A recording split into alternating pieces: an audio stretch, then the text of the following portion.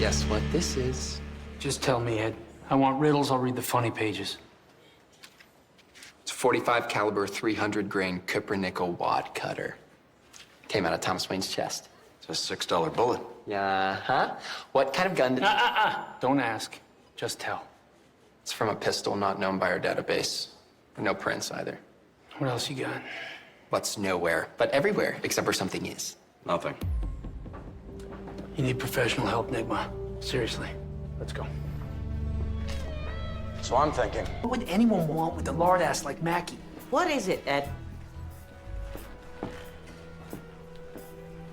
Guess what I found? I did a blood test on him, and he had high levels of ATP. What's ATP? It's a fast-acting knockout drug. Used to use it at the old Arkham Asylum. Bring down troublesome patients. It's hard to get, no recreational use. Okay. That's interesting. Anything else? Thank you, Ed. Thank you, Ed. Arkham, how the hell do you know so much all of a sudden? Ed, what you got? I have a paradox for you. What? Well, a paradox, detective, is when you have... I know what a paradox is, smartass. What paradox? These are the medical examiner's reports on the murders of Councilman Jenkins and his aide. Both victims sustained fatal puncture wounds to the skull via the eye socket. The weapon was some kind of metal spike. Okay, so? Councilman Zeller also has wounds from a metal spike. It's an extremely unlikely coincidence, don't you think? So you're saying Zeller, Jenkins, and the Abe were killed by the same person? It would appear so, wouldn't it? Same.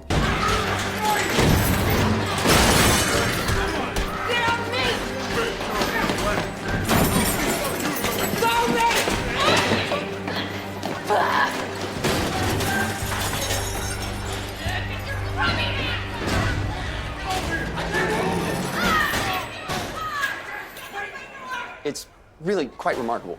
Viper somehow activates unused DNA. The body starts to burn calcium from the skeletal system as fuel, hence the victim's cravings for milk and cheese. They're desperately trying to replace the missing calcium, but they can't consume enough. Essentially, their bones crumble, then they suffocate and die. You seen anything like this before? No, nobody has. Totally new. I cannot tell you how thrilled I am to be... No new reports for a few hours now. May keep the decent citizens indoors. This stuff seems hard to make, no? Oh, it takes a high level of technical sophistication. A state-of-the-art lab made this stuff. Okay, so who has the biggest and best lab in the city? The best is Wellzyme.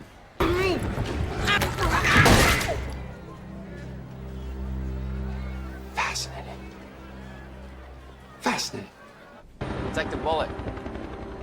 Detective Bullock, do you give up? What? My riddle. A man has to cross the river with a wolf, a cabbage, and a goat. Ed, please. What's the time of death? Examiner pegs it at just before 3 a.m. this morning. He's a bit eager with his coagulation marker, so I put it at closer to 1. Killer left her identification for us. Amanda Hastings, 21 years old. She comes from money. Mm-hmm. And I'm guessing she was the oldest in her family. Why is that? You all right, detective? No, I'm not all right. I already solved this case. Where's Gordon? Apparently he's not answering his phone. He's not answering his... You mean I'm on the clock before the Boy Scout? Mm-hmm. This is friggin' ridiculous. Fine, I'll tell you the answer. So the man crosses the river with the wolf and the cabbage. He leaves the wolf. He goes back Ed. with the cabbage.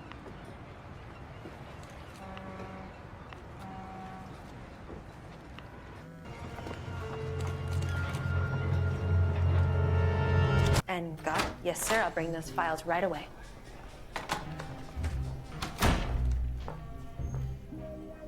Mr. Nygma. Hello, Miss Kringle.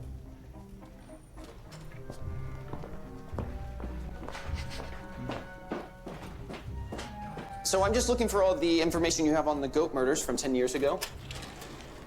Don't you find it curious why someone would resurrect the myth of a centuries-old boogeyman? And what is it about the goat that has made 2 separate people decide to kill in his name? No, I don't find it curious. I think I would like your parents. Excuse me? Kringle. Such a rare surname. Most people changed it generations ago out of embarrassment. Not only did your parents keep it, they called you Kristen. Kristen Kringle. They must be very humorous people. Humor is so important, don't you think? Remember, you have to sign out any evidence you pull. How do you find anything at all in here? I mean, organizationally speaking, this place is a shambles. I am warning you, Nygma. I have this exactly as I want it. I know where everything is. Understand? Preternaturally. But I can help you, Kristen Kringle. I doubt that very much.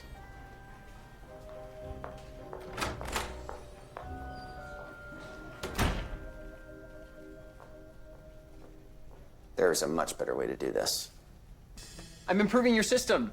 Implementing a rhizomatic cross-index with your case files classified by subject, but arranged more like the way a peat moss organism grows. You know, laterally. I had this entire room organized. Yes, but now it will be rhizomatic. Lateral. Are you trying to get me to quit? You can't want my job? No, no, no. I want you to keep your job and to have it here for working.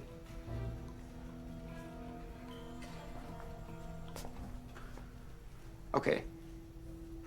I'm getting the sense that this was somehow inappropriate. You are so odd.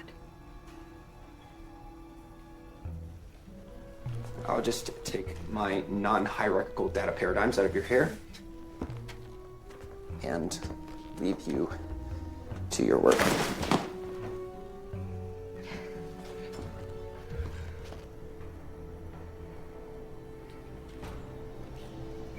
Is out of state, but apparently it's unconfirmed. So, that leaves one last guy. Raymond Earl. The shift supervisor says he's been squatting in a place near Cannery Park, somewhere around the 1100 block. That's him. You sure? Yeah, I'm sure. I'm 100% sure. The side of his neck. Think? What's all the black on him? Ink, paint.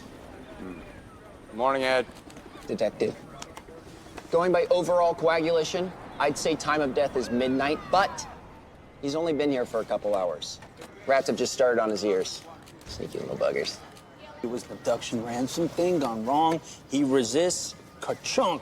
You want to talk to the uniforms who found the body? Think I should run all the prints? Yeah, Ed, run the prints. This one too? Yeah, Ed.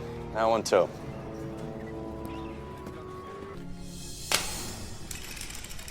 Forensic examination by Edward Nygma, 8:42 a.m., GCPD morgue. The room is approximately 19 degrees Celsius. I ate half a cranberry muffin earlier, saving the rest for later.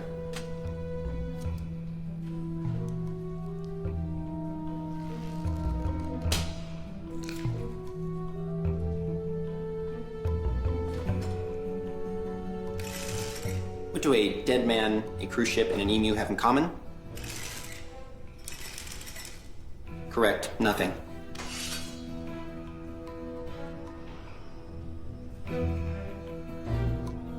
Ever more curious. He what? Nygma, how many times have I told you to stay the hell out of here? But I discovered something. You'll discover your butt in the street if you keep doing this. Out. Your loss, you sloppy ignoramus. The standard move. She'll be back. Do you play video games? Ed, don't ever do that again. My apologies, detective. Do either of you play video games? I do. I love video games. I find that each one presents a new challenge, a puzzle. It's a lot like detective work in that way. Ed. Oh, sorry. I had a chance to analyze the shrapnel from the security's office, and I found something. It's a nameplate. It was damaged in the bombing, but you can still read the information. It's from an abandoned metal factory here in Gotham. It's really good work, Ed. Thanks. Thank you, detective. Let's go check this out.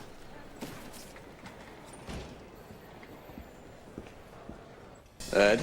Detective Gordon, I hear you've been thrown out in disgrace. Is this true? Yeah, it is. I'm gonna write a letter to the boss. You do that. Which boss should I write to? Forget it, Ed. That's the brakes, huh? You take care.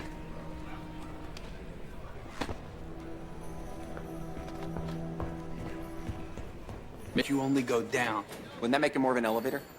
You have anything useful, Ed? I got a little less than 20 hours before I lose my job. I do. Have something useful. And it is? I cross-checked fingerprints. The clinically insane Jack Gruber of Arkham, he's a figment of the files. The man himself is really a career criminal by the name of Jack Upinski. How is that even possible? Easy enough to bribe someone to change the records. Yep, apparently he wanted to be transferred to Arkham. It's really good work, Ed. What's this Batinsky's deal? Upinski. It's all in the files. Just make sure you sign that. It's classified information, so just be careful. Miss Kringle, I believe you left this on my desk. it's a riddle. It's a cupcake with a live bullet sticking out of it. It's a riddle. It's menacing and weird and inedible. Thank you for the files, Miss Kringle. I love the name. It's catchy. Has drama. The electrocutioner. Speaking of which, given the general mode of attack, may I suggest you both wear your department issue galoshes while you're out in the field. Galoshes? In the event of electrical misadventure, your footwear should be insulated. No, Mom, I'm not gonna wear my rubbers on the case. Nygma, give me here. All right, so what do we know? Miss Kringle, What? What? the cupcake is sweet, the bullet is deadly. A beautiful woman's a dangerous thing.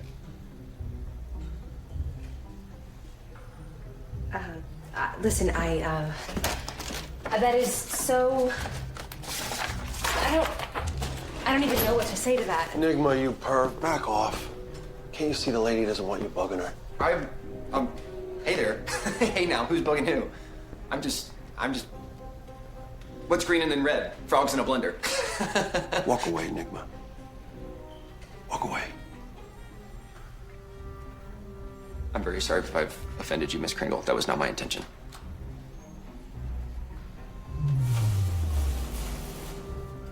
Do you hear that? Go. Thank you. He is so weird. Ed, you got any thoughts on the weapon? What's strong enough to smash ships but still fears the sun? Can it with the riddles, Ed. I don't have the patience today or any day. Ice. Correct. Gauging by the small circumference of the wounds, I believe the weapon is an ice pick, carbon steel, 6 inches long, driven in deep enough that it marked the surrounding tissue with an imprint of a distinctive hexagonal handle. It's not your standard kitchen fare. Fun fact, gentlemen. Mr. Winkler's wounds here are the exact same as the wounds on the victim from this morning. Drug dealer, Littlefield? Him, same weapon. Same killer, one would suppose.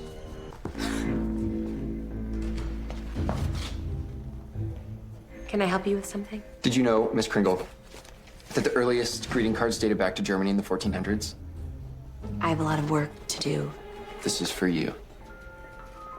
Doesn't say anything weird, does it? No, ma'am.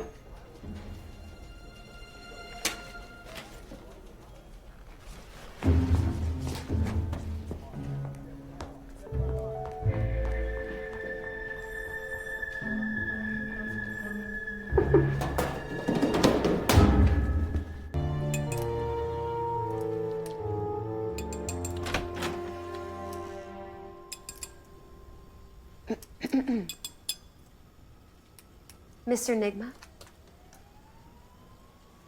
Miss Kringle? am I interrupting? Yes. I'm surgically removing the onions from my takeout, so if you don't mind. Mr. Nygma, I owe you an apology. I didn't give Arnold the card. He found it in my desk. He has a strange sense of humor. I thought your card was very, thoughtful, I guess. Anyway, I'm sorry. Miss Kringle, would you? No. Please, don't say anything else, just please.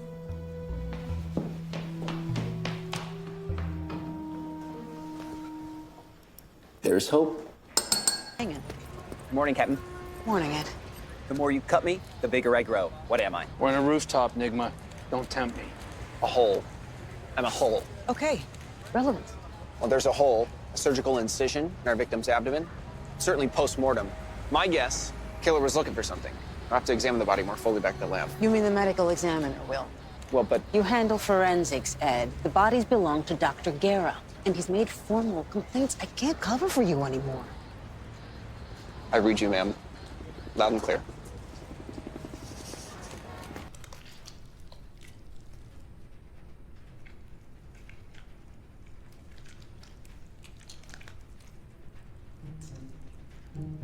Well, now. There. See? I told you. Oh. Oh, dear. Get your hand out of that corpse. Now. I was just passing by, and I was just curious. What was I thinking? Sorry. Won't happen again. Promise. Do something about this, or I'm going over your head. I'm the medical examiner, not this gibbering loon.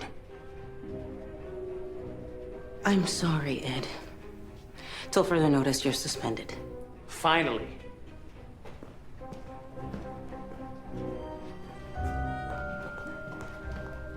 But I found something.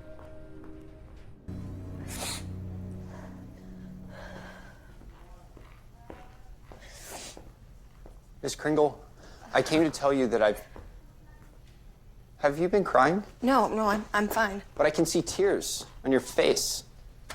Is it because your friend Detective Flass was arrested? What do you need, Mr. Nygma? Yes.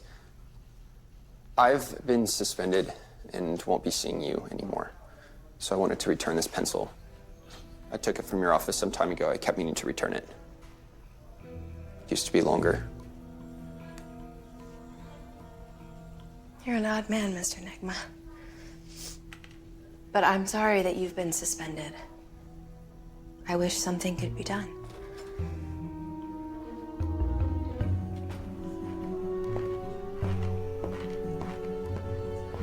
It's numbers. Here we go. How many bones in the human arm? 32. 32. Correct. Next, how many elements in the periodic table? 118? 118. Yes, again. Now for a tough one. How many eyes are there on cards in a deck? 42. 21. No, I'm sorry. The number you were looking for is 42. You forgot to double it for 2 eyes. Well, that concludes our show today. We'd like to thank all the contestants that participated here in the studio and those of you playing along at home. We'll be right back after this. Okay, whoa. What about the explosives? It's a very specific type. It's highly volatile, and it's very difficult to manufacture. It's for one use, and one use only. To penetrate iron. Like a vault in a bank. No, they're all steel. No one makes anything out of iron anymore. Not for 100 years, at least. The Gotham Armory. Yeah. Yeah, they have those iron vaults they used to keep the gunpowder in. Dude,